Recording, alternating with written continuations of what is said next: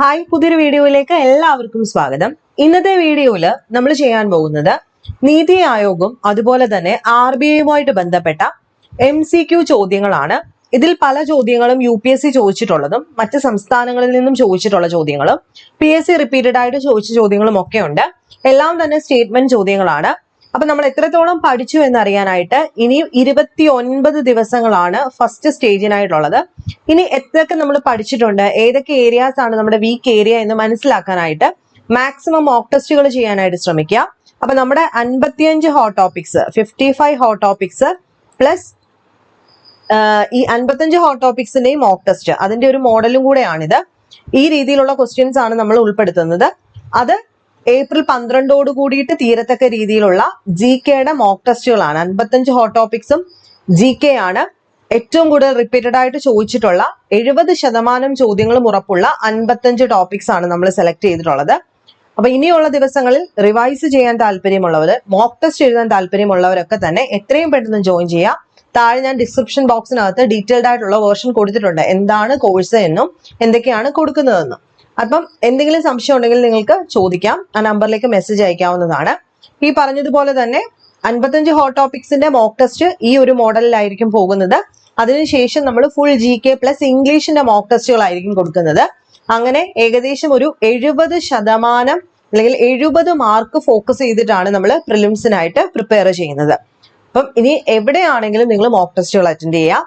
എത്രയോ മോക്ക് ടെസ്റ്റുകൾ അറ്റൻഡ് ചെയ്യാമോ അത്രയും ചെയ്യുക. അതാണ് നമ്മുടെ ഏറ്റവും കൂടുതൽ മാർക്ക് സ്കോർ ചെയ്യാനുള്ള ഒരു മേഖല. അപ്പൊ ക്വസ്റ്റ്യൻ നമ്പർ 1 നോക്കുക. നീതി ആയോഗ്, മലയാളം പറയാം. ഇന്ത്യ ഗവൺമെന്റിന്റെ പ്രധാന നയമായ തിങ്ക് ടാങ്ക് ആണ് നീതി ആയോഗ്. ഈ സാഹചര്യത്തിൽ ഇനി പറയുന്ന പ്രസ്താവനകൾ പരിഗണിക്കുക. 1. ഗ്രാമതലത്തിൽ വിശ്വസനീയമായ പദ്ധതികൾ രൂപപ്പെടുത്തുകയും ഗവൺമെന്റിന്റെ ഉയർന്ന തലങ്ങളിൽ ഇവ ക്രമേണ സംയോജിപ്പിക്കുകയും ചെയ്യുക എന്നതാണ് നീതി ആയോഗിന്റെ ലക്ഷ്യങ്ങളിൽ ഒന്ന്. 2. നീതി ആയോഗിന്റെ പ്രാദേശിക കൗൺസിൽ കേന്ദ്ര ആഭ്യന്തര മന്ത്രിയാണ് നയിക്കുന്നത്. പ്രാദേശിക കൗൺസിലാണ്. 3. മുൻകാല ആസൂത്രണ കമ്മീഷൻ ഒരു എക്സിക്യൂട്ടീവ് പ്രമേയത്തിലൂടെയാണ് സ്ഥാപിതമായത്. അതേസമയം നീതി ആയോഗ് ഒരു നിയമനിർമ്മാണ നിയമനത്തിന് കീഴിലാണ് സ്ഥാപിതമായത്. മേൽപ്പറഞ്ഞ പ്രസ്താവനകളിൽ ഏതൊക്കെയാണ് ശരി എന്നാണ് ചോദ്യം. അപ്പൊ ഈ ഒരു ചോദ്യം ഉണ്ടല്ലോ, ഇന്ത്യ ഗവൺമെന്റിന്റെ പ്രധാന നയമായ തിങ്ക് ടാങ്ക് ആണ് നീതി ആയോഗ്. അപ്പൊ തിങ്ക് ടാങ്ക് പോളിസിയെ പറ്റിയിട്ട് PSC മുൻപ് ചോദിച്ചിട്ടുണ്ട്. അതുകൊണ്ട് ഈ രീതിയിൽ തന്നെ ക്വസ്റ്റ്യൻ പഠിച്ച് അറ്റൻഡ് ചെയ്യാനായിട്ട് ശ്രമിക്കുക. അപ്പൊ ഇതിനകത്ത് ആൻസർ ആയിട്ട് വരുന്നത് ഓപ്ഷൻ A ആണ്. 1 മാത്രം എന്നുള്ളതാണ് ഇവിടെ ശരി. അതായത് ഈ 1 മാത്രമാണ് ഇവിടെ കറക്റ്റ് ആയിട്ട് വരുന്നത്, ബാക്കി 2 തെറ്റാണ്. അടുത്തത് ക്വസ്റ്റ്യൻ നമ്പർ 2. താഴെ കുറച്ച് സ്റ്റേറ്റ്മെന്റുകൾ കൊടുത്തിട്ടുണ്ട്. അതിനകത്ത് ഏതൊക്കെയാണ് ശരി എന്നാണ് എഴുതേണ്ടത്. സംസ്ഥാനങ്ങൾക്കും മന്ത്രാലയങ്ങൾക്കും ഫണ്ട് അനുവദിക്കാൻ നീതി ആയോഗിന് അധികാരമുണ്ട്. 2. ഗവേണിംഗ് കൗൺസിൽ വഴി സഹകരണ ഫെഡറലിസത്തെ ഇത് പ്രോത്സാഹിപ്പിക്കുന്നു. 3. അതിന്റെ CEO പ്രധാനമന്ത്രി നിയമിക്കുന്നു. മുകളിൽ നൽകിയിരിക്കുന്ന പ്രസ്താവനകളിൽ ഏതാണ് ശരിയെന്നാണ് ചോദ്യം. ആൻസർ വരുന്നത് ഓപ്ഷൻ A ആണ്. 2ഉം 3ഉം ആണ് ഇവിടെ ശരിയായിട്ട് വരുന്നത്. 1 തെറ്റാണ്. അതിനുശേഷം മൂന്നാമത്തെ ചോദ്യം, നീതി ആയോഗിന്റെ ഘടനയെ സംബന്ധിച്ച് ഇനി പറയുന്നവ പരിഗണിക്കുക. പ്രധാനമന്ത്രിയാണ് ചെയർപേഴ്സൺ. എല്ലാ സംസ്ഥാനങ്ങളിലെയും മന്ത്രിമാര് ഗവേണിംഗ് കൗൺസിലിന്റെ ഭാഗമാണ്. റീജിയണൽ കൗൺസിലുകൾ എല്ലായ്പ്പോഴും വൈസ് ചെയർപേഴ്സൺ ആണ് അധ്യക്ഷൻ. മേൽ പറഞ്ഞ പ്രസ്താവനകളിൽ ഏതൊക്കെയാണ് ശരിയെന്നാണ് ചോദ്യം. ആൻസർ ഓപ്ഷൻ C ആണ്. 1ഉം 2ഉം ശരിയാണ്. ഇത് രണ്ടും നമ്മൾ എളുപ്പമുള്ള ക്വസ്റ്റ്യൻസ് ആണ്. എന്നാൽ പുതുതായിട്ട് കയറി വരുന്നവർക്ക് സ്റ്റേറ്റ്മെന്റ്സ് വായിക്കുന്ന സമയത്ത് എലിമിനേഷൻ മെത്തേഡിലൂടെ പഠിക്കുക കേട്ടോ. അപ്പൊ അതൊരു നല്ലൊരു മെത്തേഡാണ് എലിമിനേഷൻ മെത്തേഡ്. അപ്പൊ GK ക്വസ്റ്റ്യൻസിന് അതൊരു 30 ക്വസ്റ്റ്യൻസ് എങ്കിലും നമുക്ക് ഷുവർ ഷോർട്ട് ആയിട്ട് ഉറപ്പിക്കുന്ന രീതിയിൽ വേണം നമ്മൾ പഠിച്ചു പോകാൻ. ബാക്കിയുള്ള ക്വസ്റ്റ്യൻസ് അല്ലെങ്കിൽ പോട്ടെ ഒരു 25 ക്വസ്റ്റ്യൻസ് ഷുവർ ആക്കുക. ബാക്കിയുള്ളത് നമ്മൾ എലിമിനേഷൻ മെത്തേഡിലൂടെ ഒരു 10 എണ്ണമെങ്കിലും നമുക്ക് കിട്ടത്തക്ക രീതിയിൽ വേണം ടോപ്പിക്സ് സെലക്ട് ചെയ്ത് പഠിക്കാനായിട്ട്. ഈ പറയുന്നൂട്ട് എല്ലാം കൂടെ പഠിച്ചുകൊണ്ട് പോകണ്ട, റിപ്പീറ്റഡ് ഏരിയ സെലക്ട് ചെയ്ത് പഠിക്കുന്നതായിരിക്കും ഇനി എളുപ്പം. 4ാമത്തെ ചോദ്യം, which of the following best describe the difference between planning commission and NITI Aayog. ഇതിനകത്ത് ആസൂത്രണ കമ്മീഷനും നീതി ആയോഗും തമ്മിലുള്ള വ്യത്യാസം ഏറ്റവും നന്നായി വിവരിക്കുന്നത് ഏതാണ്? 1. ഫണ്ട് അനുവദിക്കാൻ ഇരുവർക്കും അധികാരമുണ്ടെങ്കിലും ഘടനയിൽ വ്യത്യാസമുണ്ട്. 2. ആസൂത്രണ കമ്മീഷൻ താഴെ നിന്നും മുകളിലേക്ക് സമീപനം പിന്തുടർന്നു. അതേസമയം നീതി ആയോഗ് മുകളിൽ നിന്നും താഴേക്കാണ് സമീപനം സ്വീകരിച്ചിരിക്കുന്നത്. C. ആസൂത്രണ കമ്മീഷൻ സഹകരണ ഫെഡറലിസത്തെ കൂടുതൽ ഫലപ്രദമായി പ്രോത്സാഹിപ്പിച്ചു. ഡി ഫണ്ട് അനുവദിക്കാനുള്ള അധികാരമില്ലാത്ത ഒരു ഉപദേശക സ്ഥാപനമാണ് നീതി ആയോഗ്. ഇതിനകത്ത് ഏറ്റവും നന്നായിട്ട് ആ ഒരു വ്യത്യാസത്തെ വിവരിക്കാൻ സാധിക്കുന്നത് ഓപ്ഷൻ ഡി ആണ്. ഫണ്ട് അനുവദിക്കാൻ അധികാരമില്ലാത്ത ഒരു ഉപദേശക സ്ഥാപനമാണ്, അഡ്വൈസറി സ്ഥാപനമാണ് നീതി ആയോഗ്. 5 അമൃത് പോർട്ടലിനെ പറ്റിയിട്ടാണ്. ഈ അമൃത് പോർട്ടലിനെ പരാമർശിച്ചിട്ട് പ്രസ്താവനകൾ താഴെ കൊടുത്തിരിക്കുന്നതിനകത്ത് ഏതൊക്കെ പ്രസ്താവനകളാണ് ശരി? 1, നയങ്ങളും സബ്സിഡിയും ഉൾപ്പെടെ ഇലക്ട്രിക് വാഹനങ്ങളെ കുറിച്ചുള്ള വിവരങ്ങൾ നൽകുന്ന ഒരു വൺ സ്റ്റോപ്പ് പ്ലാറ്റ്ഫോം ആണ് ഈ അമൃത് പോർട്ടൽ. 2, യുണൈറ്റഡ് സ്റ്റേറ്റുമായി സഹകരിച്ച് വൈദ്യുത മന്ത്രാലയം ഇത് വികസിപ്പിച്ചെടുത്തിട്ടുണ്ട്. 3, ഇന്ത്യയിൽ ഇലക്ട്രിക് വാഹനങ്ങളെ കുറിച്ചുള്ള അവബോധവും സ്വീകാര്യതയും പ്രോത്സാഹിപ്പിക്കുക എന്നതാണ് ഇതിന്റെ ലക്ഷ്യം. ഇതിനകത്ത് ഏതൊക്കെ പ്രസ്താവനകളാണ് ഈ അമൃത് പോർട്ടലിനെ കുറിച്ച് ശരിയായിട്ടുള്ളതെന്നാണ് ചോദ്യം. ആൻസർ ഓപ്ഷൻ സി ആണ്. 1ഉം 3ഉം ആണ് ശരിയായിട്ടുള്ളത്. 1ഉം 3ഉം. 6ാമത്തെ ചോദ്യം, നീതി ആയോഗിന്റെ നേട്ടങ്ങളെ പരാമർശിച്ച് ഇനി പറയുന്ന പ്രസ്താവനകൾ പരിഗണിക്കുക. SDG ഇന്ത്യ സൂചിക, കോമ്പോസിറ്റ് വാട്ടർ മാനേജ്മെന്റ് സൂചിക തുടങ്ങിയ സൂചികകളിലൂടെ ഇത് മത്സരാധിഷ്ഠിത ഫെഡറലിസത്തെ പ്രോത്സാഹിപ്പിക്കുന്നു. 2, ആസ്പിറേഷണൽ ഡിസ്ട്രിക്ട് പ്രോഗ്രാം പോലുള്ള പരിപാടികൾക്ക് കീഴിൽ ഇത് സംസ്ഥാനങ്ങൾക്ക് നേരിട്ട് ഫണ്ട് അനുവദിക്കുന്നു. 3, സംസ്ഥാനങ്ങളിൽ സംസ്ഥാന പരിവർത്തന സ്ഥാപനങ്ങൾ സ്ഥാപിക്കുന്നതിനെ ഇത് പിന്തുണച്ചിട്ടുണ്ട്. ഏതൊക്കെ പ്രസ്താവനകളാണ് ശരി എന്നാണ് ചോദ്യം. ആൻസർ ഓപ്ഷൻ സി ആണ്. 1ഉം 3ഉം. ഇവിടെ ശ്രദ്ധിക്കേണ്ട മറ്റൊരു കാര്യം, എല്ലാവരും മലയാളത്തിന് വേണ്ടിയിട്ട് ചോദിക്കാറുണ്ട്. നമുക്ക് എപ്പോഴും മലയാളത്തിനേക്കാളും കുറച്ചുകൂടെ ഈസി ആയിട്ട് എക്സാം ഹാളിൽ നോക്കേണ്ടത് ഇംഗ്ലീഷ് ആയിരിക്കണം. ഇംഗ്ലീഷ് വായിച്ചു കഴിഞ്ഞാൽ പെട്ടെന്ന് നമുക്ക് കാര്യം മനസ്സിലാവും. അത് പലപ്പോഴും ട്രാൻസ്ലേറ്റഡ് ആയിട്ടാണ് PS കൊടുക്കുന്നത് മലയാളം. അപ്പം അവിടെ നമ്മുടെ കുറേ സമയം പോകും. അപ്പൊ മാക്സിമം ഇംഗ്ലീഷും കൂടെ ഫോക്കസ് ചെയ്ത് ക്വസ്റ്റ്യൻ പേപ്പർ ഒക്കെ ഒന്ന് വായിച്ചു നോക്കാൻ ഇവിടെ ശ്രദ്ധിക്കുക. അടുത്ത 7ാമത്തത്, നീതി ആയോഗുമായി ബന്ധപ്പെട്ട് ഇനി പറയുന്ന സംരംഭങ്ങൾ നോക്കുക. 1, Atal innovation mission. 2, national data and analytical platform. Fiscal health index. National rural health mission. ഇതിനകത്ത് ഏതാണ് നീതി ആയോഗുമായി ശരിയായി പൊരുത്തപ്പെടുന്നത് എന്നാണ് ചോദിച്ചിരിക്കുന്നത്. ആൻസർ ഓപ്ഷൻ എ ആണ്. 1ഉം 2ഉം 3ഉം. ഓക്കെ, 3 വരെ നീതി ആയോഗിന്റെ ഈ പറയുന്നത് പോലെ തന്നെ സംരംഭങ്ങളാണ്. അടുത്ത 8ാമത്തെ ചോദ്യം, നീതി ആയോഗിന്റെ പരിണാമത്തെയും സ്ഥാപന രൂപകൽപ്പനയെയും പരാമർശിച്ചിട്ടുള്ള പ്രസ്താവനകൾ നോക്കാം. നീതി എന്ന പദം ഇന്നത്തെ സാഹചര്യത്തിൽ കേവലം ധാർമ്മിക മാർഗനിർദ്ദേശത്തെ അല്ല, മറിച്ച് നയപരമായ ദിശാബോധത്തെ സൂചിപ്പിക്കുന്നു.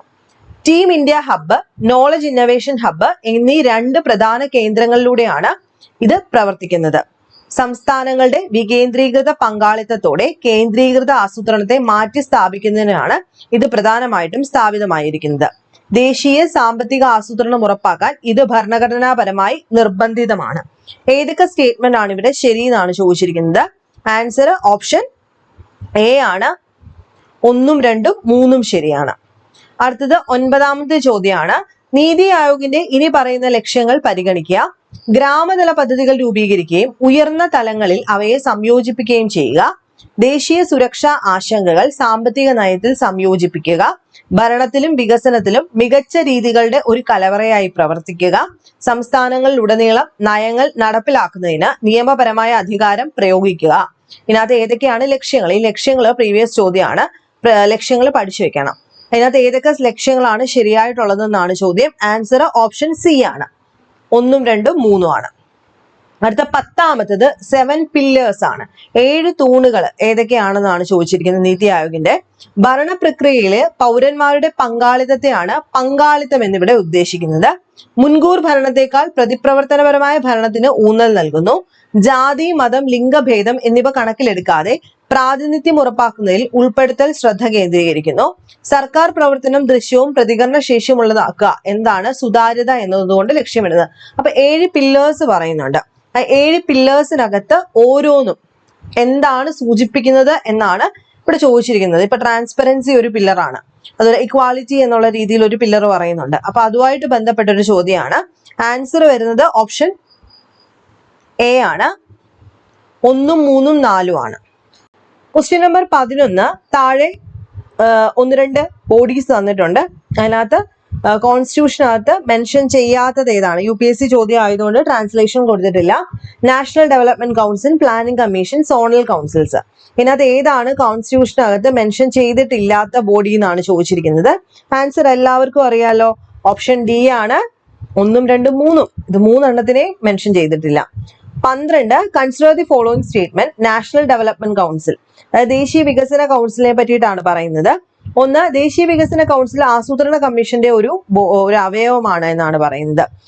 The national development council is an organ of the planning commission. രണ്ടാമത്തെ സ്റ്റേറ്റ്മെന്റ് ഇന്ത്യൻ ഭരണഘടനയിൽ സാമ്പത്തിക സാമൂഹ്യ ആസൂത്രണം കൺകറന്റ് ലിസ്റ്റിൽ ഉൾപ്പെടുത്തിയിട്ടുണ്ട്.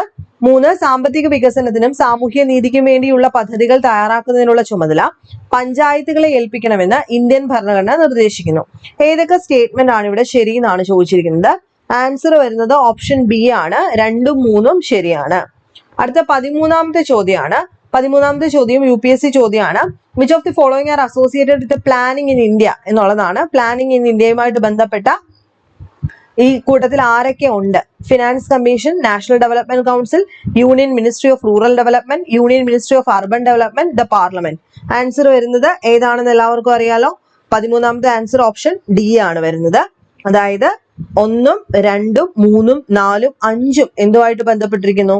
ഈ പറയുന്ന പ്ലാനിങ്ങുമായിട്ട് ബന്ധപ്പെട്ടിരിക്കുന്നു. അതായത് ഓരോരുത്തർ ഓരോ കാര്യങ്ങൾ. ഫിനാൻസ് കമ്മീഷൻ ആണെങ്കിൽ എന്താണ്? റിസോഴ്സ് ഡിസ്ട്രിബ്യൂഷന് സഹായിക്കും. നാഷണൽ ഡെവലപ്മെന്റ് കൗൺസിൽ എന്താ ചെയ്യുന്നത്? അപ്രൂവല്, കോർഡിനേഷനും ഒക്കെ പ്ലാന് കൊടുക്കുന്നു. അതുപോലെ മിനിസ്ട്രീസ്, റൂറൽ അർബൻ ഡെവലപ്മെന്റ് എന്ത് ചെയ്യും? സെക്ടറൽ പ്ലാനിങ് ഇംപ്ലിമെന്റ് ചെയ്യും. പാർലമെന്റ് ആണ് ഈ പറയുന്ന പ്ലാൻസും പോളിസീസും ബഡ്ജറ്റും ഒക്കെ തന്നെ അപ്രൂവൽ കൊടുക്കുന്നത്. അതുകൊണ്ട് എല്ലാവരും ബന്ധപ്പെട്ടിരിക്കുന്നു. അടുത്ത 14ാമത്തെ ചോദ്യമാണ്. മോണിറ്ററി പോളിസിയെ സംബന്ധിച്ചിട്ട് പറയുന്ന പ്രസ്താവനകളിൽ ഏതൊക്കെയാണ് ശരി എന്നുള്ളതാണ്. മോണിറ്ററി പോളിസിയുമായിട്ട് ബന്ധപ്പെട്ട് നോക്കുമ്പോൾ reserve Bank of India act 1934 പ്രകാരമുള്ള ഒരു സ്റ്റാറ്റ്യൂട്ടറി ബോഡിയാണ് മോണിറ്ററി പോളിസി കമ്മിറ്റി എന്ന് പറയുന്നത്. അതുപോലെ പണപ്പെരുപ്പ ലക്ഷ്യം കൈവരിക്കുന്നതിനുള്ള റിപ്പോ നിരക്ക് ഇത് നിർണ്ണയിക്കുന്നു. RBI ഗവർണറാണ് കമ്മിറ്റിയുടെ എക്സ് ഒഫിഷ്യോ ചെയർപേഴ്സൺ. ഈ പറയുന്ന പ്രസ്താവനകളിൽ ഏതൊക്കെയാണ് ശരി എന്നാണ് ചോദ്യം. ആൻസർ ഓപ്ഷൻ ഡി ആണ്. 1ഉം 2ഉം 3ഉം ശരിയാണ്. അടുത്തത് ഈ പറയുന്നതിനകത്ത് ഏതാണ് RBIയുടെ ഫംഗ്ഷൻ അല്ലാത്തത്?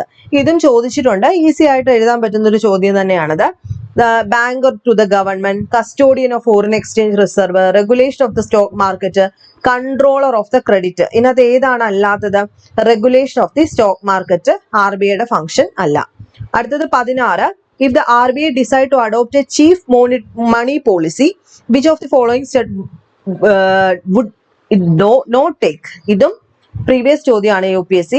അതായത് if the RBI decide to adopt a cheap money policy, ഒരു എക്സ്പാൻഷണറി മോണിറ്ററി പോളിസി ഡിസൈഡ് ചെയ്യുവാണ് അഡോപ്റ്റ് ചെയ്യാനായിട്ട്. അങ്ങനെയാണെങ്കിൽ ഈ താഴെ പറയുന്നതിനകത്ത് ഏത് സ്റ്റെപ്പാണ് അവർ എടുക്കാത്തതെന്നാണ് ചോദിച്ചിരിക്കുന്നത്. Lowering the repo rate, lowering the cash reserve ratio CRR, purchasing government securities in open market operation, increasing the statutory liquidity ratio, SLR ratio. ഇതിനകത്ത് ഏത് കാര്യമാണ് ഈ പറയുന്ന എക്സ്പാൻഷണറി മോണിറ്ററി പോളിസി, ചീപ്പ് മണി പോളിസി അഡോപ്റ്റ് ചെയ്യാൻ തീരുമാനിച്ചാൽ ഇവർ എടുക്കാത്ത സ്റ്റെപ്പ് എന്നാണ് ചോദ്യം. ഓപ്ഷൻ ഡി ആണ്. Increasing the statutory liquidity ratio, SLR കൂട്ടില്ല. അടുത്ത 17ാമത്തതും പ്രീവിയസ് ചോദ്യമാണ്. ഇറ്റ് വാസ് എസ്റ്റാബ്ലിഷ്ഡ് ഓൺ, അതായത് RBIയുടെ കാര്യമാണ്. It was established on April 1st, 1935 under the RBI Act of 1934. It was nationalised on January 1st, 1949. The central government nominate 10 directors to the RBI board. ഈ സ്റ്റേറ്റ്മെന്റിനകത്ത് ഏതൊക്കെയാണ് RBIയെ സംബന്ധിച്ച് ശരിയായിട്ടുള്ളത്? ഏതാണ് answer വരുന്നത്? Answer option A ആണ്. 1ഉം 2ഉം ശരിയാണ്. അതുപോലെ 18. The minimum reserve system requires RBI to maintain a minimum reserve of, അതായത് the minimum reserve system since 1956 തൊട്ടുള്ളതാണ് മിനിമം റിസർവ് സിസ്റ്റം. അത് RBI എന്ത് മെയിൻറ്റെയിൻ ചെയ്യണം? മിനിമം റിസർവ് ഓഫ് ഡാഷ് എന്ത് മെയിൻറ്റെയിൻ ചെയ്യണം എന്ന് ചോദിച്ചാൽ ഓപ്ഷൻ സി ആണ്. Gold and foreign security maintain ചെയ്യണം, അതാണ് ഉദ്ദേശിക്കുന്നത്. 19. With reference to the latest monetary policy of the Reserve Bank of India 2026 ഫെബ്രുവരിയിലെ കാര്യമാണ്. അത് വെച്ചിട്ട് റിപ്പോ റേറ്റും റിവേഴ്സ് റിപ്പോ റേറ്റും ഒക്കെ നോക്കണമല്ലോ. താഴെ പറയുന്ന സ്റ്റേറ്റ്മെന്റ് നോക്കാം. The repo rate is currently higher than both the standing deposit facility rate and the reverse repo rate. Malayalam ഉണ്ട്. റിസർവ് ബാങ്ക് ഓഫ് ഇന്ത്യയുടെ ഏറ്റവും പുതിയ പണനയം പരാമർശിച്ചിട്ട് പ്രസ്താവന നോക്കാം.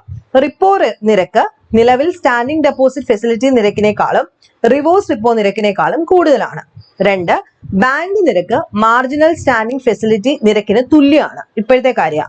റിവേഴ്സ് റിപ്പോ നിരക്ക് ലിക്വിഡിറ്റി അഡ്ജസ്റ്റ്മെന്റ് ഫെസിലിറ്റി കോറിഡോറിന്റെ ഭാഗമാണ്, കൂടാതെ റിപ്പോ നിരക്കിനേക്കാളും കൂടുതലാണ്. ഇതിനകത്ത് ഏതൊക്കെയാണ് ശരി എന്നാണ് സ്റ്റേറ്റ്മെന്റ് ചോദിച്ചിരിക്കുന്നത്. ആൻസർ വരുന്നത് ഓപ്ഷൻ എ ആണ്. ഓപ്ഷൻ എ 1ഉം 2ഉം ആണ്. അതായത് നിലവിലത്തെ റിപ്പോ റേറ്റ് എന്ന് പറയുന്നത് 5.25 ആണ്. 5.25% ആണ് ഇപ്പം നിലവില്. അതുപോലെ SDF എന്ന് പറയുന്നത് 5% ആണ്. SDF 5%. റിവേഴ്സ് റിപ്പോ റേറ്റോ 3.35% ആണ് നിലവിലത്തെ റിവേഴ്സ് റിപ്പോ റേറ്റ് എന്ന് പറയുന്നത്. അതൊരു ബാങ്ക് റേറ്റ് എന്ന് പറയുന്നത് 5.50% ആണ്. ഇത് കറണ്ട് അഫെയർ ആണ്, നോക്കിയിട്ട് പോവാം. അതുപോലെ 20ാമത്തെ ചോദ്യം, കൺസിഡർ ദി ഫോളോയിങ് സ്റ്റേറ്റ്മെന്റ്. ഇന്ത്യയിലെ പണനയ ഉപകരണങ്ങളുടെ പ്രവർത്തനങ്ങളെ കുറിച്ച് ഇനി പറയുന്ന പ്രസ്താവനകൾ നോക്കാം. 1. റിവേഴ്സ് റിപ്പോ നിരക്കിലെ വർധനവ് ബാങ്കിംഗ് സിസ്റ്റത്തിലെ പണലഭ്യത കുറയ്ക്കും. അതുപോലെ റിപ്പോ നിരക്കിലെ കുറവ് അനിവാര്യമായും പണപ്പെരുപ്പത്തിൽ ഉടനടി കുറവുണ്ടാക്കും. സമ്പദ് വ്യവസ്ഥയിലെ പണലഭ്യതയെയും കടമെടുക്കൽ ചെലവുകളെയും സ്വാധീനിക്കാൻ RBI റിപ്പോ നിരക്ക് ഉപയോഗിക്കുന്നുണ്ട്. ഏതൊക്കെ സ്റ്റേറ്റ്മെന്റ് ആണ് ഇവിടെ ശരി എന്നാണ് ചോദിച്ചിരിക്കുന്നത്? ആൻസർ ഓപ്ഷൻ എ ആണ്. 1ഉം 3ഉം ആണ് ശരി. അതായത് റിവേഴ്സ് റിപ്പോ നിരക്കിലെ വർധനവ് ബാങ്കിംഗ് സിസ്റ്റത്തിലെ പണത്തിന്റെ ലഭ്യത കുറയ്ക്കും. അതുപോലെ സമ്പദ് വ്യവസ്ഥയിലെ പണലഭ്യതയെയും കടമെടുക്കൽ ചെലവുകളെയും സ്വാധീനിക്കാൻ RBI റിപ്പോ നിരക്ക് ഉപയോഗിക്കാറുണ്ട്. ഇത് രണ്ടും ശരിയാണ്. അങ്ങനെ 20 ചോദ്യങ്ങളാണ് നമ്മൾ ഈ ഒരു സെക്ഷനിൽ നോക്കിയത്. 20 ചോദ്യങ്ങളും ഞാൻ പറഞ്ഞു UPSC ചോദ്യങ്ങളുണ്ട്, PSC ചോദിക്കുന്ന ടൈപ്പ് ചോദ്യങ്ങളുണ്ട്, മറ്റ് സംസ്ഥാനങ്ങൾ ചോദിച്ചതും എല്ലാം കൂടെ ഇൻക്ലൂഡഡ് ആണ്. ഞാൻ പറഞ്ഞതുപോലെ കോഴ്സിൽ ജോയിൻ ചെയ്യാൻ താല്പര്യം ഉണ്ടെങ്കിൽ എത്രയും പെട്ടെന്ന് ഒരു 29 ഡേയ്സ് സ്ട്രാറ്റജി വെച്ച് തന്നെ നിങ്ങൾ പഠിക്കാൻ താല്പര്യമുള്ളവർ വരിക. ഇതുവരെയുള്ള ടോപ്പിക്സ് എല്ലാം ഉണ്ട്. കൂട്ടത്തിൽ മോക്ക് ടെസ്റ്റ് ഓരോ ദിവസവും ആഡ് ചെയ്തുകൊണ്ടിരിക്കുന്നുണ്ട്. അതിനുശേഷം GKയും ബാക്കി ടോപ്പിക്സും ഒക്കെ ഇംഗ്ലീഷും ഒക്കെ ആഡ് ചെയ്ത് ഒരു 70% ഫോക്കസ് ചെയ്തിട്ടാണ് നമ്മൾ ചെയ്യുന്നത്. അപ്പം താഴെ ഡിസ്ക്രിപ്ഷൻ ബോക്സിനകത്തും ഫസ്റ്റ് മെസ്സേജ് ആയിട്ടും ഞാൻ ഡീറ്റെയിൽസ് കൊടുത്തേക്കാം. ആ നമ്പറിലേക്ക് മെസ്സേജ് അയക്കാം. നെക്സ്റ്റ് വീഡിയോയിൽ കാണാം. ബൈ.